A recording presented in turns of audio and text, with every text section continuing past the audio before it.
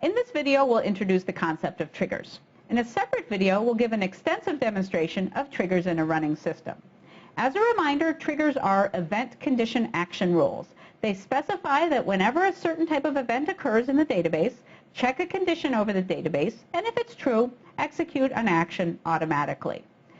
There are a couple of reasons that triggers are used fairly extensively, actually, in database applications.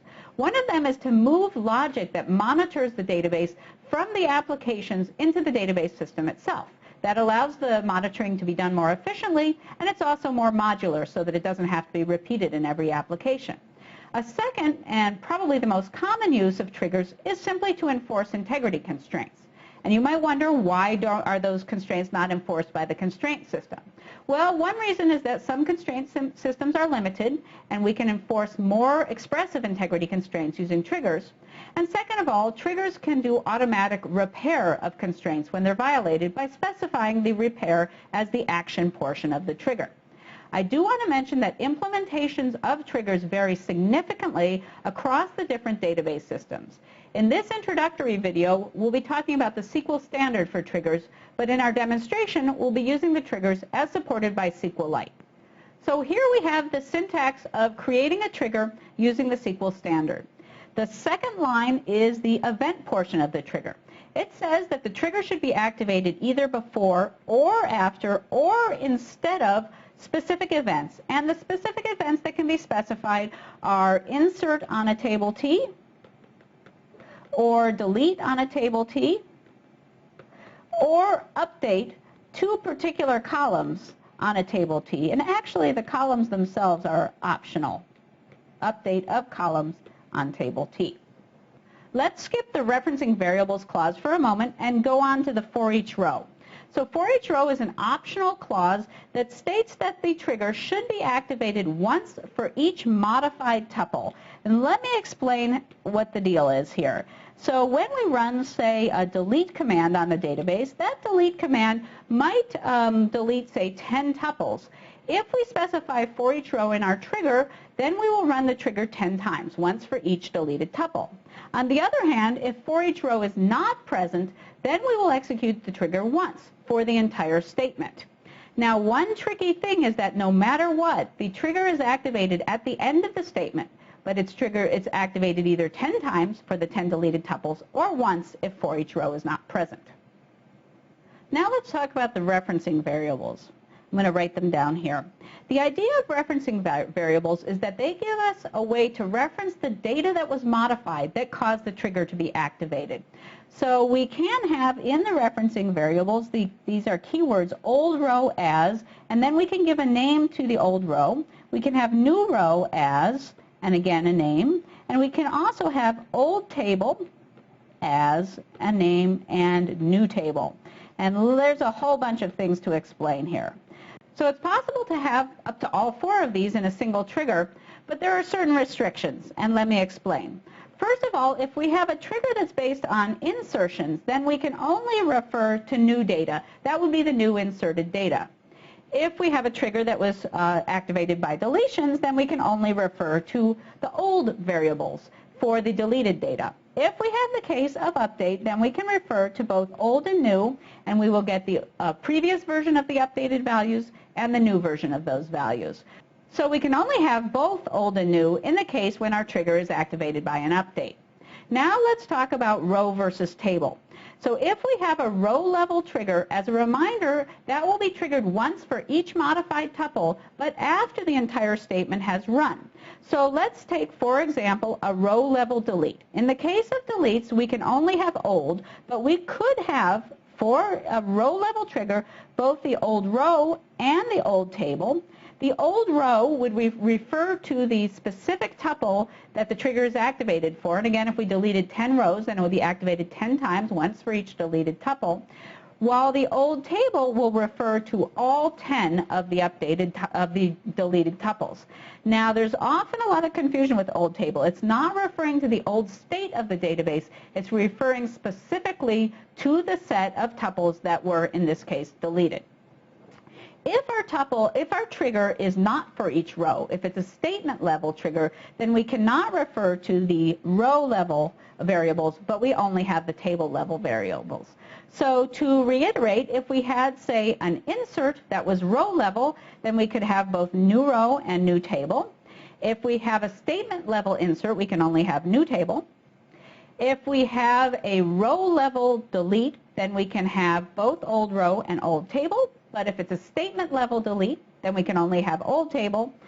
Finally, if we have a row level update, then we can have all 4 of these. But if we have a statement level update, then we would only have the old table and the new table. And just to clarify, when I say row level, I mean that for each row is present. And when I say statement level, I mean that for each row is not present. Phew. Okay, so now we've covered those clauses. Fortunately, the last 2 are a little bit easier. The condition here is, it's like a SQL where condition. It's going to test a condition on the database, and if the condition is true, then the action will be performed. Actually, what this is really like is like a general assertion. We saw there were certain ways of describing conditions that are on entire databases, and we'll see a number of examples. And finally, last of all is the action. In the SQL standard, the action is a SQL statement. In systems, some systems will have a set of SQL statements in a begin-end bracket. Some will have stored procedures. So this is a case where the systems do vary quite a bit. We'll be using SQLite, which has as its action begin and end with any number of SQL statements within it. Well, that all seems very complicated, and there are quite a few complications with triggers, but in many cases they're relatively straightforward. And I think the next thing we'll do, just to relax for a moment, is take a look at a fairly simple example. In this example, we're going to implement referential integrity, as we discussed in the previous video. Let's say that we have a table R whose attribute A references attribute B of table S, and we want to implement cascaded delete. As a reminder, what that means is if we delete from table S, then any A values that reference the deleted B values will themselves also be deleted. Okay, so let's specify that in a trigger. It's really quite simple. We give the trigger a name. We say after we delete on S, so this trigger will be activated whenever we delete from S. We're going to make it a row level trigger, so that means we're going to activate the trigger once for each deleted row. We're going to set up that deleted row to be called O. And finally, there's no condition, so whenever we have a delete from S, then in our action, we're going to delete from R all tuples where the A value equals the B value of the deleted tuple from S. So that should all be pretty easy to understand. Just as one little change, let's take a look at writing the same trigger as a statement level instead of a row level trigger. So now I've taken away for each row, and let's look at what changes we need to make. Well, first of all, we don't have old row anymore. As I mentioned, for statement level triggers, we only have old table. So now we're going to set up a variable called OT that's referencing old table. And remember, this is going to contain the set of deleted tuples. It's not the old value of the table, but just the value of the tuples that have been deleted. The other thing we need to change is the action of the trigger. Instead of matching one tuple at a time, we just look for tuples in R where the A value is among the B values that were deleted from S, and we delete those tuples from R. And that works exactly the same as the row level version of the trigger. Now you might wonder which version you should use. Well, it turns out some systems don't support both versions and you don't have a choice. For this particular example, probably the statement level trigger would be more efficient because it only activates the trigger once and takes care of all the referential integrity cascaded deletes in one fell swoop. So this example shows that triggers can be quite natural, but there are a lot of complexities, as I alluded to in the original slide that showed the full trigger syntax. So just to go through some of the trickier issues, we talked already a bit about row level versus statement level and the use of the different new and old row and new and old table. With triggers that execute after the modification, this is usually fairly understandable, but things can get more complicated when we have triggers that are activated before the modification or instead of the modification that causes the trigger to be activated.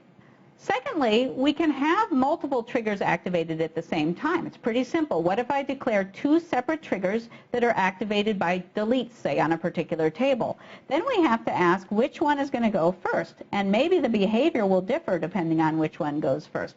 So that's something that needs to be thought about when one defines triggers and understands how they're going to behave when the database is modified. Another possibility that we need to consider is not when triggers are activated at the same time, but when triggers activate each other in a chaining effect. So I might have a trigger that's activated, and it performs an action that's a database modification that activates another trigger, which in turn can activate other triggers. We can also have triggers that trigger themselves potentially. We can have cycles. Well, when a trigger triggers itself, it's a cycle, but we could also have T1 that triggers T2, that triggers T3, that triggers T1 again. Then we need to worry about issues like termination, both for cycles and self-triggering. We can also have a case where a trigger has multiple actions, and each one of those actions individually activates other triggers, so we start getting a nested behavior in the trigger activation. So again, all of these need to be both defined carefully and understood carefully when one creates triggers so that one knows how they will behave in practice. Another issue that's really more about trigger design is exactly how to write one's triggers when conditions are involved. Sometimes it's possible to put a condition either as part of the action or as part of the when clause in a trigger. Now, certain trigger languages are limited to what they can say in the when, and then again we wouldn't have a choice, but sometimes we do have a choice, and it could affect actually the efficiency of trigger execution depending where we put the condition. Finally, I'll mention again that implementations do vary significantly, especially across these tricky issues. Now, most of these issues are actually going to be discussed further in the demo, but the demo that I'm going to give is going to use SQLite, which only has row-level triggers. So let me give one more example that talks about the difference between row-level and statement-level triggers, since I won't be able to show that in the demo. This example is completely contrived to show a few issues. Let's suppose that we have a table T and it has two attributes. Attribute K is a key for the table, and attribute V is a value. And we're going to have a trigger that's going to be activated when we perform insertions on T. And let's suppose that we perform a large number of insertions, or at least a few insertions, and it's going to be a row-level trigger. So we're going to execute the trigger once for each row that's inserted. So as a reminder, when we have a row-level trigger, we can refer both to the specific tuple that's being processed for one activation of the trigger, and we can also refer to the entire set of changes that were made by the modification command that caused the trigger to be activated.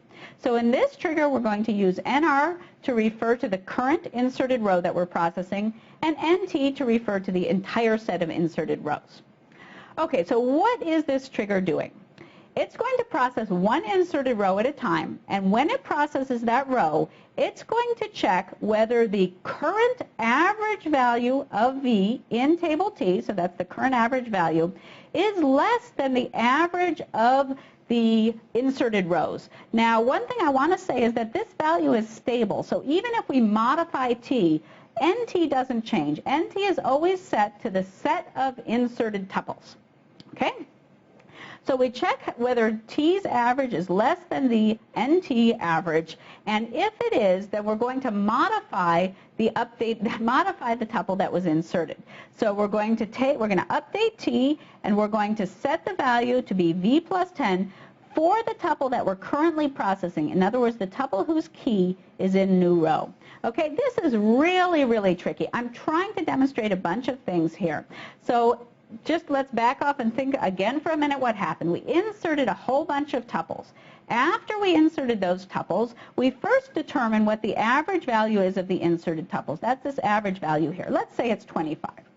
Then we're going to, for each inserted tuple, check, is the current average in T, okay, less than 25? If it is, we're going to update that tuple that was inserted to be 10 greater, and that's going to be the end of that activation. So there's a couple of things I wanted to point out specifically with this trigger. One is that there is no statement level equivalent of this trigger. If we tried to write this without the for each row, we could never get the same behavior, because what we're doing is looking at each row one at a time and deciding whether to increase its value. So we might increase value for some subset of the rows, but not all of them, and it would not be possible to do that with a statement level trigger. The second thing that this trigger shows is the potential to have a non-deterministic final state, because we're going to, again, increase the value of the inserted tuples until the average exceeds a certain threshold, and then we'll stop updating those values or increasing those values. So the subset of tuples whose values are increased is determined by the order in which the trigger processes the set of inserted tuples. Okay, so this trigger is really, really complicated. And of course, nobody's going to ever write a trigger that looks exactly like this. Part of the point was to show a bunch of different features and show a bunch of different subtleties, specifically in the context of row level versus statement level, because we aren't able to make that contrast with the demonstration that we're going to give.